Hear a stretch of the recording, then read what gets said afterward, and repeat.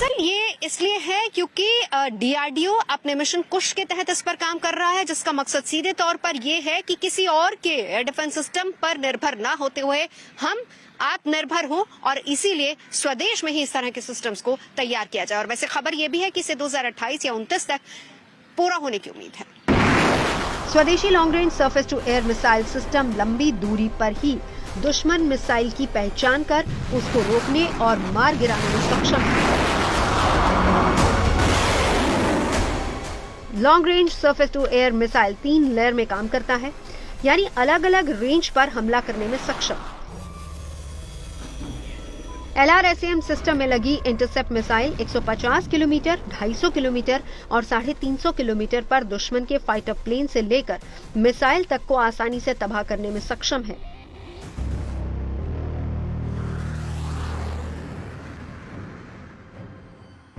LRSAM में aircraft और airborne warning and control system लगाया जाएगा, जो मिड एयर में वॉर करने वाली मिसाइलों को 350 किलोमीटर की दूरी पर ही रोक देंगी और खतरनाक से खतरनाक मिसाइल भी भारत पर हमला नहीं कर पाएगी।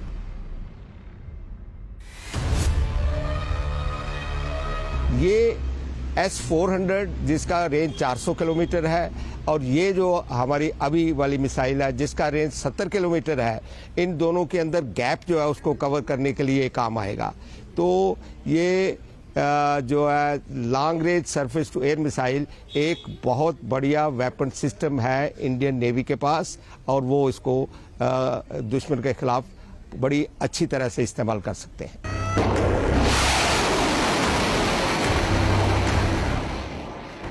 LRSAM पर कम से कम 1.5 दशक से काम चल रहा है और इसके लिए इजराइल की IAI यानी कि इजराइल एरोस्पेस इंडस्ट्रीज और भारत का रक्षा अनुसंधान एवं विकास संगठन मिलकर काम कर रहे हैं।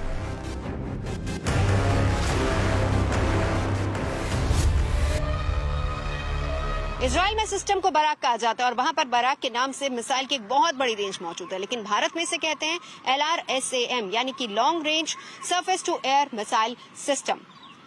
2015 में INS कोलकाता से LRSAM का परीक्षण शुरू हुआ था और उसके बाद 2017 में इसे कमीशन किया गया था। अब भारतीय वायुसेना के 5 स्क्वाड्रन के लिए नए LRSAM सिस्टम खरीदने का प्रस्ताव भी स्वीकार कर लिया गया है। इनकी कुल कीमत 21,700 करोड़ रुपए होगी।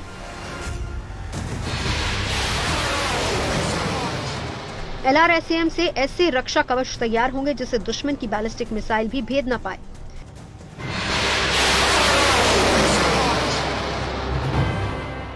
आज भारत के पास ऐसी मिसाइलों का पूरा जखीरा है जो आसमान से लेकर अंतरिक्ष तक सुरक्षा की गारंटी देती हैं। ये मिसाइलें दुश्मन के हमले को जमीन से कई किलोमीटर ऊपर हवा में ही तबाह कर सकती हैं। भारत के पास एयर डिफेंस के लिए 2 सिस्टम हैं। इसमें 2 हिस्से हैं, ADGES यानी कि air defence ground environment system और BADS यानी कि base air defence zones. ADGES में रडार कवरेज, डिटेक्शन और इंटरसेप्शन होता है। BADS में रडारों के साथ मिसाइलों का कनेक्शन, नेविगेशन, हमला और एक्टिव रिस्पांस जैसी गतिविधियां शामिल होती हैं। सर्विलांस रडार, कंट्रोल सिस्टम और मिसाइल लॉन्चर की मदद से हवाई सुरक्षा पुख्ता की जाती है।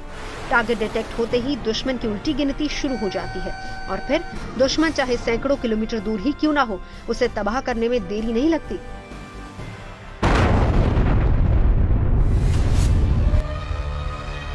जब आप किसी भी मॉन्यूमेंट को आप सिक्योरिटी देना चाहते हैं तो वो इसलिए देना चाहते हैं, ये आपकी धरोहर है पिछले टाइम की, और इस धरोहर को डिस्ट्रॉय करने से एक एनिमी को प्रोपोगंडा वैल्यू मिलती है, आपकी फीलिंग्स हर्ट होती हैं, आपकी सिविल जो आस्था है उसके ऊपर अटैक माना जाता है। इसलिए आप देखेंगे कि लोकल प्रोटेक्शन ग्राउंड पर जो दी जा रही है वो पुलिस द्वारा, सिविल डिफेंस द्वारा वो इसलिए दी जाती है कि कहीं कोई लोकली उसके ऊपर अटैक ना कर पाए।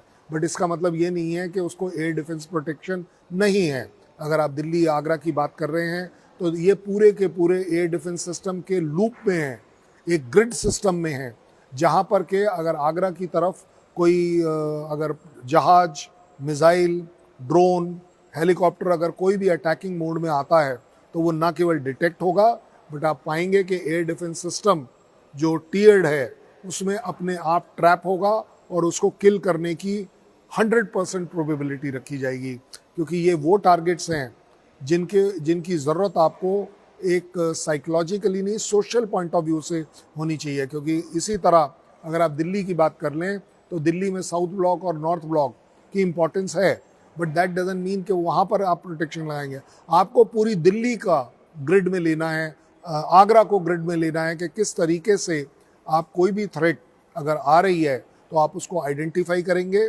उसको ट्रैक करेंगे कि वो आगरा की तरफ आ रही है या दिल्ली की तरफ आ रही है या दोनों तरफ आ रही है।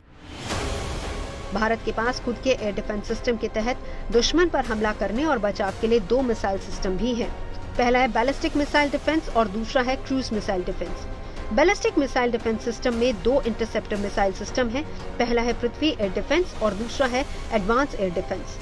पृथ्वी एयर डिफेंस ज्यादा ऊंचाई पर मार करने के लिए है, जबकि एडवांस एयर डिफेंस कम ऊंचाई पर हमला करने में सक्षम है। टू लेयर की हवाई सुरक्षा कवच होने से फायदा ये होता है कि दुश्मन देश की तरफ से आ रही 5000 किलोमीटर की रेंज वाली मिसाइल को भी हवा में ही ध्वस्त कर सकते हैं। बैलिस्टिक मिसाइल से अलग क्रूज मिसाइल डिफेंस कम ऊंचाई पर उड़ने वाला दुश्मन के विमान, मिसाइल और ड्रोन को मार गिराने में सक्षम है। भारत ने AAD मिशन के तहत इंटरसेप्टिंग क्रूज मिसाइल सिस्टम भी बनाया है, जो कि परमाणु हथियार लेकर हमला करने आ रही मिसाइल को मार गिराएगा। आज चीन और पाकिस्तान की किलर मिसाइलों, फाइटर जेट्स और विस्फोटकों से लैस ड्रोन्स का खतरा बढ़ता जा रहा है। इसी से निपटने के लिए भारत ने भी अपने ताकतवर एयर डिफेंस सिस्टम के जरिए अभेद सुरक्षा कवच तैयार कर लिया है। एंटी बैलिस्टिक मिसाइल सिस्टम रखने वाला भारत दुनिया का चौथा देश है। अब तो भारत के पास S-400 की ताकत भी आ चुकी है। भारत ने साल 2018 में रूस से 5 S-400 एयर डिफेंस सिस्टम की डील की थी, जिसमें से 3 की डिलीवरी हो चुकी है।